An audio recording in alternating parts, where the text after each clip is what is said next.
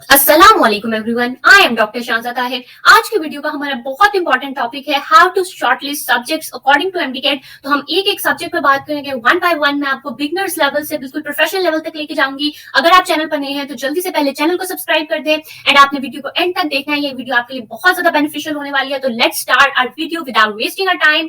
So first of all हम discuss करेंगे which subject should be shortlisted. तो ये बहुत ज्यादा क्वेश्चन मुझे आता रहता है कि आपको कौन सा सब्जेक्ट शॉर्टलिस्ट करना है। तो फिजिक्स को शॉर्टलिस्ट करना इज मस्ट। मेरे accordingly physics is must to shortlist, क्योंकि एंड में आपने ना बुक से भरना होता है, क्योंकि आपने कौन सा बनाना है, आपने फॉर्मूलाज को लिखना है, आपने शॉर्टलिस्टिंग को लिखना है, आपने सारे शॉर्ट जो ट्रिक्स होते हैं, जो शॉर्ट टिप्स होती हैं, उनको एक शॉर्ट करके अपने नोट्स बना लेने हैं। बाद में आपने उनको ही पढ़ना होता है। बुक को एज सच फिजिक्स के अंदर फोकस नहीं किया जाता, लेकिन मैं आपको बिल्कुल भी निग्लेक्ट करने के लिए नहीं कह रही। एक दो बार आपने जरूर बुक को भी पढ़ लेना है और उसके कुछ पॉइंट्स को हाईलाइट कर लेना है। मैं आगे फर्दर आपको डिस्कस करूंगी फिजिक्स वाले पोर्शन में। लेकिन फिजिक्स मेरे नजदीक आपको जरूरी है शॉर्टलिस्ट करना। फिजिक्स की शॉर्टलिस्टिंग के बगैर आपका काम नहीं चल सकता। बहुत कम होगा कि मैंने देखे होंगे कि जिन्होंने फिजिक्स शॉर्टलिस्ट नहीं की थी और बुक से लेकर उन्होंने अपना किया, तो ये बहुत मुश्किल है। मैं आपको जरूर कहूंगी कि आपने दो दो चीजों की तरफ डिस्ट्रैक्ट नहीं होना। आपने एक ही जगह पर अपनी सारी चीजों को, अपने बुक्स को, अपने नोट्स को, अपने लेक्चर्स को एक ही जगह पर समराइज कर लेना है। अपने लिए आसानी करनी है ताकि बाद में आपके लिए आसानी होती रहे। आपने बाद में अपने सिर्फ नोट्स उठाने हैं, आपने डिस्ट्रैक्टेड भी नहीं होंगे कि आपको कभी बुक पढ़नी है या आपने कभी नोट्स खोलने हैं या आपने कभी कुछ खोलना है।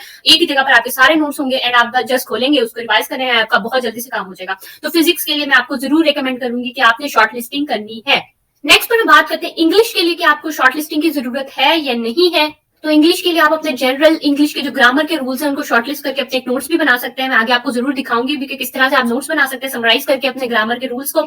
यहाँ आपके पास दो और ऑप्शन है कि आप यहाँ तो कोई अच्छी ग्रामर की बुक ले लें एंड आप उससे रूल तैयार कर लें एंड फिर आपको शॉर्टलिस्ट करने की जरूरत नहीं है। फिर आप जस्ट ग्रामर लें और उसके रूल्स तैयार कर लें। तो मैं आगे आपको ये भी बताऊंगी कि आपको कौन सी ग्रामर लेनी है जो मैंने खुद इस्तेमाल की थी, जो बहुत बेस्ट है और जो सबसे बेनिफिशियल है। तो मैं आपसे वो भी आगे जाकर डिस्कस करूंगी।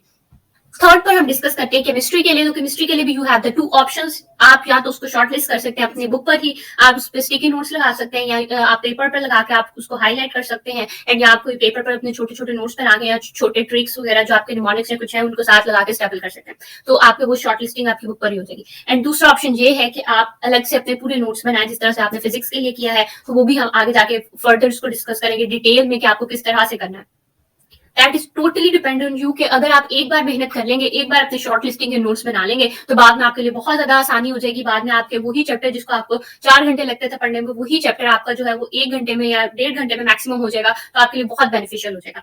नेक्स्ट पर हम बात करते हैं बायोलॉजी के लिए। तो बायोलॉजी के लिए मैं आपको शॉर्ट लिस्टिंग करने की कभी भी इजाजत नहीं दूंगी और मैं कभी भी आपको रिकमेंड नहीं करूंगी कि आपको बायोलॉजी को करना चाहिए। ये बहुत कोई बड़ी गलती होगी कि अगर आप बायोलॉजी को शॉर्ट लिस्ट करेंगे, क्योंकि हमारे यहाँ जो है वो बायोलॉजी के मोस्टली बुक की लाइंस आया करती हैं। तो आपको बुक को ही बार बार फोकस करना है। मैं आपको जरूर रिकमेंड करूंगी कि आपने अपने टीचर के लेक्चर को सुनना है एंड आपको कोई पॉइंट ऐसा लग रहा है जो आपकी बुक में नहीं लिखा हुआ और सारे एक्सप्लेन कर रहे हैं, तो आपने जस्ट उसको किसी पेपर पर लिख के उसके साथ स्टेपल कर लेना है अपने पेज को, ताकि आप बाद में जब बुक पढ़ रहे हो तो आप उस पेज को भी देख लें। या आपको स्टिकी नोट्स लगा सकते हैं, आपने उन पॉइंट्स को साथ साथ हाईलाइट करते जाना है, या आपने छोटी छोटी जगह देख के वहां पर उन चीजों को मैनेज करना है कि आप अपने बुक पर ही मैनेज कर लें, ताकि आपके पास सिर्फ एक बुक हो जिसको आप बार बार पढ़ें। आपको ये ना हो कि आपको कोई रजिस्टर दोबारा खोलना पड़े या आपको कोई नोट्स दोबारा खोलने पड़े एंड फिर आपको बुक पर आना पड़े। तो वो आपके लिए बहुत ही डिस्ट्रैक्टेड हो जाएगा और डिस्ट्रैक्शन से आपका फोकस खराब हो जाएगा और उस तरह से आपको बहुत ज्यादा टाइम कंज्यूमिंग होगा। तो मैं आपको ये मैंने ब्रीफ से आपको डिस्कस किया सारे सब्जेक्ट का कि शॉर्टलिस्ट किसको करना है और किसको नहीं करना। अगर आप लोग भी एमडी कैट की ऑनलाइन तैयारी करना चाहते हैं और घर बैठकर तैयारी करते हुए एमडी कैट में अच्छे मार्क्स स्कोर करना चाहते हैं,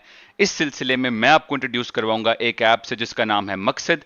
इस ऐप में आपको मिलेंगे 10,000 प्लस एमसीक्यूज जिनके आपको वीडियो सोल्यूशंस भी मिलेंगे। साथ ही साथ आपको तमाम सब्जेक्ट्स के वीडियो लेक्चर्स भी देखने को मिलेंगे और इनका फीचर डाउट सॉल्व इस्तेमाल करते हुए अगर आपके जहन में कोई भी सवाल है तो आप उसकी तस्वीर खींचकर इनको सेंड कर सकते हैं और आपको विद इन सम टाइम उसका सोल्यूशन भी मिल जाएगा। इनका जो नॉर्मल पैकेज है उसका प्राइस है 10,000 रुपीज़, लेकिन अगर आप डॉक्टर हमजा अशरफ का प्रोमो कोड यूज़ करेंगे तो आपको उस पर 50% डिस्काउंट मिलेगा और ये तमाम फीचर्स आपको सिर्फ और सिर्फ 5,000 रुपीज़ में मिलेंगे। अगर आप लोग ये ऐप डाउनलोड करना चाहते हैं तो डिस्क्रिप्शन में दिए हुए लिंक पर क्लिक करें, प्रोमो कोड को यूज़ करें, डिस्काउंट हासिल करें और एमडी कैट में अल्टीमेटली अच्छे नंबर हासिल करें। नेक्स्ट पर हम बात करते हैं जनरली कि आपको शॉर्टलिस्टिंग किस तरह से करनी है। जनरली एक सिनेरियो अगर आप शॉर्टलिस्टिंग कर रहे हैं फॉर केमिस्ट्री या फॉर फिजिक्स व्हाटएवर, तो आपने किस तरह से करनी है। आपने अपने टीचर का लेक्चर लेना है केयरफुली एंड लेक्चर को आपने नोट कर लेना है। ठीक हो गया। आप साथ साथ जब लेक्चर सुन रहे होते हैं, आप चाहे किसी अकेडमी में फिजिकली लेक्चर ले रहे हैं या आप ऑनलाइन लेक्चर ले रहे हैं, तो आप उसको साथ साथ लिख रहे हैं ना, तो आपका ऑटोमेटिकली फोकस रहता है। अगर आप लिख नहीं रहे होते ना किसी चीज को तो आप डिस्ट्रैक्शन होने लग जाती है, आप डिस्ट्रैक्टेड हो जाते हैं। तो मैं आपको जरूर रिकमेंड करूंगी कि आपने साथ साथ अपने लेक्चर को नोट करना है, चाहे आप उसको ऑनलाइन ले रहे हैं या चाहे आप उसको फिजिकल एकेडमी में ले रहे हैं। आपने उसको नोट डाउन कर लिया, अच्छा सा करके आपने नीट क्लीन करके बिल्कुल आपने नोट डाउन किया, एंड फिर आपने उसके बाद ना 3 से 4 पेजेस छोड़ देने हैं उसी टॉपिक के। जैसे कि आपने कैपेसिटर और रेजिस्टर वाला टॉपिक आज किया, आपके सर ने आपको पढ़ाया, उन्होंने सारे शॉर्ट ट्रिक्स और आपको टिप्स वगैरह दे दी, आपको सारे नोट डाउन करवा दिया, आपने नोट डाउन कर लिया। अब आपने 2 से 3 पेजेस छोड़ देने हैं और आपने घर आके अपने बुक को वही टॉपिक को आपने बुक से रीड करना है, एंड आपने वो पॉइंट उन 4 से 5 पेजेस पे पूरे करने हैं। 2 से 3 पेजेस पे मैक्सिमम हो जाते हैं। आपने वो पॉइंट्स लिखने हैं जो आपको सर ने नहीं पढ़ाए लेकिन वो बुक में लिखे हैं। आपने बुक को इस तरह से रीड कर लिया और अपने बुक के पॉइंट भी अपने नोट्स पे लिख लिए, तो आपका बुक भी होगी। देन आपने क्या करना है, आपने उसके बाद भी अपने 2 से 3 पेजेस छोड़ देने हैं उन क्वेश्चंस के लिए जो आपको एमसीक्यूज में डिफिकल्ट लगते हैं। अब उसके बाद आपका वो टॉपिक खत्म हो गया, अब उसका वो होगा टेस्ट। अब आपने उसको सारी तैयारी कर ली, आपने कॉन्सेप्ट बना लिया, आपने प्रैक्टिस कर ली, अब आप देने गए टेस्ट अपना कॉलेज में या आपने ऑनलाइन अकेडमी में व्हाटएवर जहां भी आपने टेस्ट किया। आपने जब टेस्ट को प्रैक्टिस किया तो अब आपके 20 में से 25 एमसीक्यूज टोटल थे और आपके 20 ठीक हुए। अब आपके 5 एमसीक्यू सपोज कर लिया कि हमने गलत हो गए। अब आपने क्या करना है, जो आपने 2 से 3 पेजेस छोड़े हुए थे उस पर वो 5 एमसीक्यूज लिखने हैं एंड साथ ही उनका छोटा छोटा करके आपने सोल्यूशन भी लिख लेना है। जब अगली बार अब आप अपने वो नोट्स खोलेंगे तो वो बहुत अच्छे नोट्स बन चुके हैं। अब उनके अंदर वो लेक्चर है, उनके अंदर वो कॉन्सेप्ट भी है, उनके अंदर बुक इन्फॉर्मेशन भी है, उसके अंदर वो डिफिकल्ट क्वेश्चन भी है जो आपको भूल रहे थे या जो आपको नहीं आ रहे थे, या वो कॉन्सेप्ट जो आपको समझ नहीं आया था वो भी उसके अंदर है। तो वो एक ही जगह पर आपके वो जो 10-15 पेजेस थे एक चैप्टर के, वो इतने बेस्ट तैयार हो गए हैं कि अब आपको किसी और चीज की जरूरत नहीं रही। अब आप किसी को बुक खोलने की जरूरत नहीं रही, अब आपको कोई भी अपने टेस्ट खोलने की जरूरत नहीं रही, और आपको ये याद करने की जरूरत नहीं रही कि मुझे कौन सा कॉन्सेप्ट वीक था। आपके वो वीक वाले एमसीक्यूज भी आपने उस पर नोट डाउन कर लिया। अब जब आप वो नोट्स पढ़ेंगे अपने वीक वाले कॉन्सेप्ट को भी दोबारा देख लेंगे, तो आपने अपने वीक कॉन्सेप्ट को ही स्ट्रॉन्ग करना है। यही एक बेसिक ट्रिक है जो एमडी कैट में आपको एस करने में हेल्प करता है। नेक्स्ट पर हम बात करते हैं इंग्लिश के लिए कि आपको कौन सी बुक चाहिए, आपको किस तरह से नोट्स बनाने हैं। तो दैट इज किड्स की प्रिपरेशन बुक। किड्स तो बहुत सारे बच्चों को ये पता भी होगा, इनकी प्रिपरेशन बुक बहुत अच्छी है। इसके अंदर बहुत ब्रीफली करके और बहुत प्रिसाइज और बहुत अच्छी इन्फॉर्मेशन ग्रामर के रूल्स दिए हैं। One of the best book है, मैंने इससे प्रिपरेशन की थी, मैंने कॉम्बिनेशन इस्तेमाल किया था। मैं आगे आपको दूसरी बुक भी दिखाती हूँ। तो ये वाली बुक एक वो मेन बुक है। अगर आप नोट्स नहीं बनाते इंग्लिश के या शॉर्ट लिस्ट नहीं करते तो आप इस बुक को अपनी मेन प्रिपरेशन बुक रख सकते हैं। That is one of the best book. ठीक है जी। नेक्स्ट पर मैं आपको दिखाती हूँ जो सेकंड बुक थी, जो मैंने दोनों का कॉम्बिनेशन इस्तेमाल किया था। ये हमारे पास केमिकल ग्रामर है, सर सलमान वहीद की ये बुक है। ये बहुत अच्छी बुक है। किसी को पीडीएफ में चाहिए होगी तो मेरे पास पीडीएफ में अवेलेबल है, आप मेरे से भी ले सकते हैं। आप मुझे इंस्टाग्राम पे कांटेक्ट कर सकते हैं, डॉक्टर मोटिवेशन से, यहाँ पे यूट्यूब पे, या आप हमजा भाई को कांटेक्ट कर सकते हैं, आपको कहीं से भी ये मिल जाएगी। देन आपने क्या करना है, या तो आपने इन दोनों बुक्स का कॉम्बिनेशन इस्तेमाल करना है। अब बहुत सारे रूल्स ऐसे हैं कि जो किप्स की बुक में लिखे हुए हैं लेकिन केमिकल ग्रामर में नहीं है, और बहुत सारे रूल्स ऐसे हैं कि जो केमिकल ग्रामर में है और किप्स की बुक में नहीं है। तो मैंने इसलिए दोनों का कॉम्बिनेशन इस्तेमाल किया था, और मैं आपको भी जरूर रिकमेंड करूंगी कि आपने दोनों का कॉम्बिनेशन ही इस्तेमाल करना है फॉर इंग्लिश, अगर आप उसको शॉर्टलिस्ट करके अपने नोट्स नहीं बनाते। थर्ड पे मैं अब आपको बताने लगी हूँ कि आपने क्या करना है। या तो आप अपने इस तरह के नोट्स बना सकते हैं जैसे कि शो किया हुआ है, आपने इस तरह से अपने प्रिसाइजली अपने मार्कर को इस्तेमाल करके अपने प्यारे प्यारे करके नोट्स बना लेने हैं, जैसे मैं आपको स्क्रीन पे दिखा रही हूँ। और अगर किसी को ये नोट्स चाहिए भी होंगे तो मैं उसको ये पीडीएफ में प्रोवाइड कर दूंगी, ये नोट्स मेरे पास अवेलेबल है। अब मैं जैसे आपको कंक्लूड कर रही हूँ कि हमने इंग्लिश के लिए पढ़ा है कि या तो आप किप्स की बुक इस्तेमाल करें या आप केमिकल ग्रामर की बुक इस्तेमाल करें। एंड हाईली रिकमेंडेड ये है कि आप दोनों का कॉम्बिनेशन इस्तेमाल करें अगर आपने शॉर्टलिस्ट नहीं किया। या तो जैसे आपको स्क्रीन पर नजर आ रहा है कि इस तरह के नोट्स आप बना सकते हैं अपने खुद के, जब टीचर आपको लेक्चर दे रहे हैं तो आप साथ साथ नोट डाउन करें, एंड एट दी एंड आपके वो सारे ब्रीफली नोट्स बन जाएंगे। लास्ट में आपने बस रूल्स के लिए उन्हीं को रिवाइज करना है, तो आप वो बना सकते हैं। और अगर आपको ये नोट्स चाहिए तो आप कॉन्टेक्ट कर सकते हैं। ये 3 बातें मैंने आपको अभी इंग्लिश के लिए बताई है कि इंग्लिश को शॉर्टलिस्ट आपने किस तरह से करना है। नेक्स्ट पर हम बात कर लेते हैं बायोलॉजी की शॉर्टलिस्टिंग की, कि आपने बायोलॉजी की शॉर्टलिस्टिंग कैसे करनी है। तो जैसे कि मैं स्टार्ट में भी आपको पहले ही बता चुकी थी कि बायोलॉजी के लिए मैं आपको बिल्कुल रिकमेंड नहीं करूंगी कि आप शॉर्टलिस्टिंग करें अलग से अपने किसी सेपरेट रजिस्टर पर। तो मैं आपको बुक पर ही शॉर्टलिस्टिंग करने की वो रिकमेंड करूंगी कि वो बहुत बेनिफिशियल रहती है, क्योंकि एक्जैक्टली बुक की लाइंस आया करती है। तो एक्जैक्टली बुक की लाइंस को आपने बार बार पढ़ा होगा तो आपकी शॉर्ट टर्म मेमोरी से आपकी लॉन्ग टर्म मेमोरी में जाएगी, जो आपके लिए बहुत बेनिफिशियल होगी। तो मैं आपको बता रही हूँ कि आपने बायोलॉजी की शॉर्टलिस्टिंग को करना किस तरह से। आपने अपने न्यूमोनिक्स बनाने हैं, आपने हाईलाइटर का इस्तेमाल करना है अपनी बुक पर। ठीक है, आप डिफरेंट पॉइंटर्स जो होते हैं उनका इस्तेमाल कर सकते हैं। ठीक है जी, आप स्टिकी नोट्स का इस्तेमाल करना है फॉर द एक्स्ट्रा इन्फॉर्मेशन जो भी आपको टीचर या सर बता रहे हैं, जो आपकी बुक में नहीं है लेकिन आपको लग रहा है कि बेनिफिशियल है और ये कॉन्सेप्ट के लिए अच्छी है, तो आपने उसको स्टिकी नोट पर लिख के अपने वहां पर ही लगा लेना उसी टॉपिक के साथ, ताकि जब आप वो टॉपिक खोले तो आपकी उस पर भी नजर पड़े एंड साथ ही आप उसको भी रिवाइज कर ले। या आप इस तरह से भी कर सकते हैं कि अगर आपकी बुक पे या पेज पे वहां पे जगह कम है तो आप एक पेज ले सकते हैं अपने रजिस्टर में से, एंड उस पर सारा जो टीचर ने लेक्चर आपको दिया उसको नोट डाउन कर सकते हैं ब्रीफली। अब आपने नोट डाउन शॉर्टलिस्टिंग के लिए ऐसा नहीं होता कि आपने पूरी पूरी लाइंस लिखनी होती है, आपने सिर्फ वर्ड वर्ड लिखने होते हैं जिससे आपको समझ आ जाए कि ये क्या है, ठीक है। तो आपने वैसे शॉर्ट लिस्ट बना लेना है अपने उस टॉपिक को, एंड आपने उस टॉपिक जो पेज पे आपने बनाया ना, उसी टॉपिक के साथ आपने उसको स्टेपल कर देना है। अब जब भी आप वो बुक पढ़ेंगे, आपने वो बुक का टॉपिक पढ़ा, तो आपकी उस पेज पर भी नजर पड़ेगी एंड आप वो पेज भी रिवाइज कर लेंगे। तो इस तरह से आपका जो दोनों चीजें है ना वो कवर होती जाएंगी, और आपको ये भी नहीं होगा, आप डिस्ट्रैक्टेड भी नहीं होंगे कि आपको दो दो चीजें खोलनी पड़े, आपको रजिस्टर खोलना पड़े या आपको बुक खोलनी पड़े। नेक्स्ट पर मैं आपको दिखा रही हूँ कि आपने किस तरह से बुक पर अपनी चीजों को नोट करना है। तो ये देखें, आपको बहुत अच्छे से दिखाया हुआ है कि आपने अपनी डायग्राम को किस तरह से हाईलाइट करना है। डायग्राम में भी इंपॉर्टेंट चीजों को आप हाईलाइट कर सकते हैं। नेक्स्ट आप देखें कि आपने स्टिकी नोट्स लगा सकते हैं, इस तरह से अपनी इंपॉर्टेंट इन्फॉर्मेशन आप फ्लो चार्ट्स बना सकते हैं, जिसके लिए आपको बहुत ईजी हो जाएगा आपको समझ आना। आप डिफरेंट कलर के हाईलाइटर्स इस्तेमाल कर सकते हैं, जैसे कि बहुत इंपॉर्टेंट इन्फॉर्मेशन है तो आपने उसको ऑरेंज कलर से कर लिया, जो इतनी इंपॉर्टेंट नहीं है तो आपने उसको ब्लू कलर से कर लिया, या कोई बहुत ज्यादा इंपॉर्टेंट है जो यूएचएस के एग्जाम में पहले आई हुई है या पास पेपर में आई हुई है तो आपने उसको पिंक कलर से हाईलाइट कर लिया। तो आप इस तरह से डिफरेंट कलर को डिफरेंट उसके लिए भी रख सकते हैं। एंड साथ ही उन्होंने साइड में करके ये भी दिखाया हुआ है कि आप एक छोटे पेपर पर कुछ छोटी इन्फॉर्मेशन जो आपकी बुक पर पूरी नहीं आ रही थी, आप छोटे पेपर पर लगाकर उसको साथ स्टेपल कर दें। तो ये सारा ब्रीफली आपने अपनी बायो की बुक को इस तरह से तैयार करना है। मैंने आपको डेमो देकर दिखा दिया कि आपको किस तरह से अपनी बायो की तैयारी करनी है। आपने इसी तरह से अपनी बायो की शॉर्टलिस्ट करनी है। एक बार आपको मेहनत करनी पड़ेगी, लेकिन बाद में आपको बहुत सुकून हो जाएगा। बाद में आपको रिवाइज करने में इसी चैप्टर को, जिसको आपको एक बार तैयार करने में 2-3 घंटे लगेंगे अपनी शॉर्ट लिस्टिंग बनाने के लिए, बाद में आपको आधा घंटा 1 घंटा लगेगा और आपकी फिंगर टिप्स पे आ जाएगा ये चैप्टर। थर्ड सब्जेक्ट जो हमारे पास है जिसकी शॉर्ट लिस्टिंग की मैं आपके साथ बात करूंगी, तो दैट इज केमिस्ट्री। तो केमिस्ट्री के लिए आपके पास दो ऑप्शन है, या तो आप शॉर्ट लिस्टिंग बुक के ऊपर ही कर सकते हैं, जैसे कि आपने बायोलॉजी में की है। अगर आपके पास टाइम कम है तो आप बायोलॉजी की तरह उसको एडजस्ट कर सकते हैं, क्योंकि हमारे पास बहुत सारे लोगों को ऐसा लगता है कि केमिस्ट्री जो है वो सिर्फ कंसेप्चुअल है तो बुक पढ़ने की जरूरत नहीं होती, लेकिन ऐसा बिल्कुल गलत है। मैं आपको जरूर रिकमेंड करूंगी कि जितनी ज्यादा कंसेप्चुअल हमारे लिए केमिस्ट्री, उतनी ज्यादा क्रैमिंग भी है। आपको हर ट्रेंड याद करना है, आपको हर ग्राफ याद करना है, आपको हर रिएक्टेंट प्रोडक्ट, आपको उनका कंडीशंस क्या है, प्रेशर कितना है, टेम्परेचर कितना है, वो सब कुछ याद करना है। तो आपकी बुक के साथ साथ आपकी क्रैमिंग भी बहुत इंपॉर्टेंट है।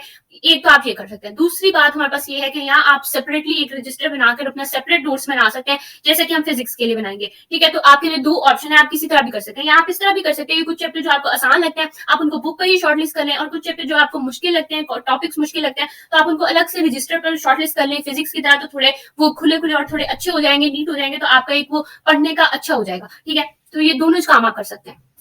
नेक्स्ट पर मैं आपको बताती हूँ कि अब आपने किस तरह से केमिस्ट्री की बुक पर हाईलाइट करना है और किस तरह से आपने उसको शॉर्टलिस्ट करना है अपनी केमिस्ट्री की चीजों को।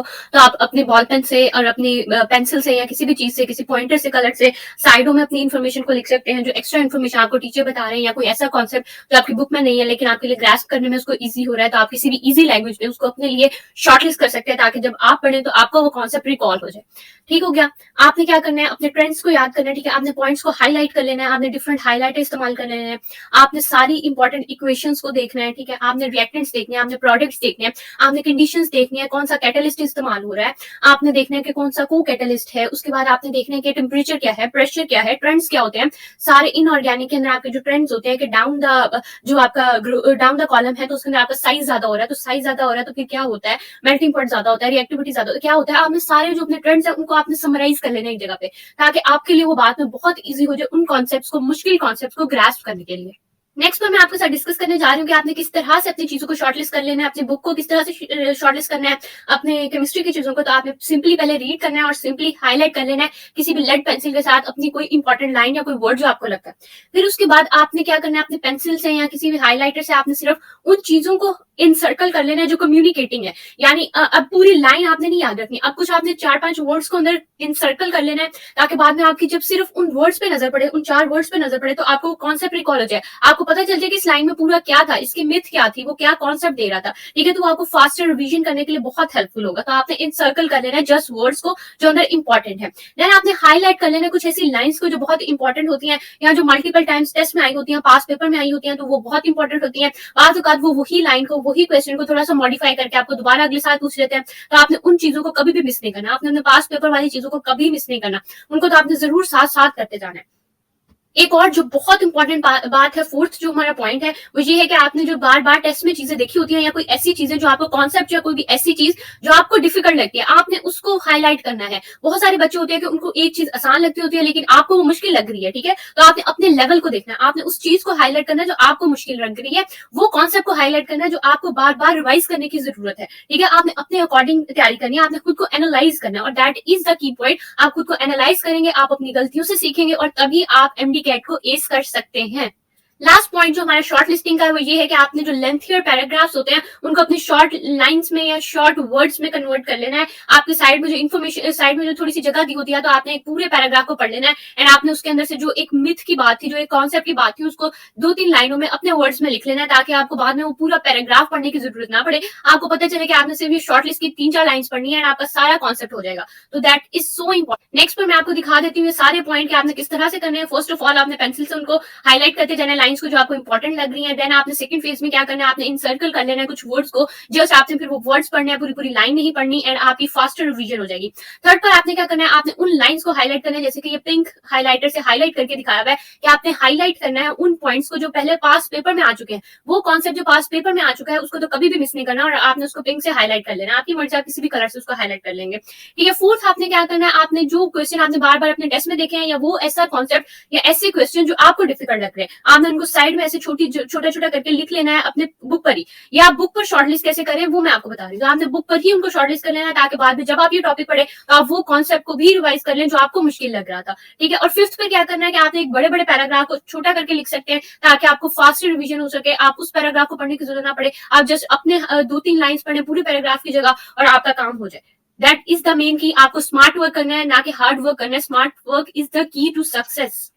ये तो हमने बात की कि आपने बुक पर किस तरह से करना है हाईलाइट। अब मैं आपको नेक्स्ट पर दिखा रही हूँ कि अगर आप शॉर्टलिस्ट नोट्स बनाते हैं अपने रजिस्टर के ऊपर, तो आपने किस तरह से बनाने हैं। इस तरह से आपने नीट, क्लीन, प्रिसाइज से नोट्स बनाने हैं। आपने फर्स्ट लेक्चर लेना है अपने सर का, या आपने अपने यूट्यूब से कहीं से भी आपने लेक्चर लिया, उसको नोट डाउन किया। देन आपने स्पेयर करना है 2-3 पेज, जैसे मैं पहले भी आपको बता चुकी हूँ। आपने उस पर बुक की इन्फॉर्मेशन को प्रिसाइज करना है और बुक की इन्फॉर्मेशन को कलेक्ट करना है। देन आपने फिर स्पेयर करना है 2 से 3 पेजेस, जिसके ऊपर आपने डिफिकल्ट क्वेश्चन जो है या डिफिकल्ट कॉन्सेप्ट जिसको आपको बार बार रिवाइज करने की जरूरत है, उसको लिखना है उसी टॉपिक से। तो आपके लिए बहुत अच्छा हो जाएगा। फिर आपने सिर्फ वो अपने नोट्स पढ़ने हैं, फिर आपको बुक पढ़ने की जरूरत नहीं रहेगी। आपने सारी इन्फॉर्मेशन को, अपनी बुक की इन्फॉर्मेशन को, अपनी नोट्स की इन्फॉर्मेशन को और आपके कॉन्सेप्ट की इन्फॉर्मेशन और कोई ऐसा डिफिकल्ट कॉन्सेप्ट जो आपको समझ नहीं आ रहा, आपने उसको भी एक ही जगह पर कंपाइल कर लिया। अब आपके लिए बहुत आसान हो जाएगा कि आपने किस तरह से पढ़ना है। जैसे कि मैं आपको दिखा रही हूँ, आपने सारी चीजों को हाईलाइट कर लेना है, आपसे सारे ट्रेंड लिख लेने हैं। आप अंदर हाईलाइटर इस्तेमाल कर सकते हैं। ठीक है। जैसे स्टेबिलिटी ऑर्डर उन्होंने हाईलाइट किया हुआ है, इस तरह से आप हाईलाइट कर सकते हैं। और अगर किसी को ये नोट्स चाहिए हो तो आप कॉन्टेक्ट कर सकते हैं, हमजा भाई को कॉन्टेक्ट कर सकते हैं, या मुझे भी डायरेक्टली कॉन्टेक्ट कर सकते हैं मेरे इंस्टाग्राम पर, या मुझे यूट्यूब पर आप मैसेज कर सकते हैं। तो मैं आपको ये नोट्स प्रोवाइड कर दूंगी पीडीएफ में। नेक्स्ट पे आप देखें, जैसे न्यूक्लियोफाइल के भी उन्होंने सारे मेन पॉइंट्स को लिखा हुआ है, हाईलाइट किया हुआ है। जैसे न्यूक्लियोफाइल जो होता है वो डायरेक्टली प्रोपोर्शनल टू साइज है। जितना आपका साइज बढ़ता जाता है उतना आपका न्यूक्लियोफिलिक कैरेक्टर जो है वो बढ़ता जाता है। न्यूक्लियोफिलिक कैरेक्टर जो है वो इनवर्सली प्रोपोर्शनल है टू द इलेक्ट्रोनेगेटिविटी। तो जितनी इलेक्ट्रोनेगेटिविटी ज्यादा होती है उतना न्यूक्लियोफिलिक कैरेक्टर कम होता है। तो ये आपका सारे जो शॉर्ट लिस्टिंग वाले पॉइंट है, जो इंपॉर्टेंट पॉइंट है, तो इस तरह के सारे पॉइंट आपने कभी भी मिस नहीं करना है, उनको हाईलाइट करके रखना है। यही आपका वो पॉइंट है जो आपको बार बार रिवाइज करने की जरूरत होती है। अगर तो आप एमडी कैट की बेहतरीन तैयारी करना चाहते हैं तो मैं आपको रेकमेंड करूंगा कि आप ये प्रैक्टिस बुक लाजमी बाय करें।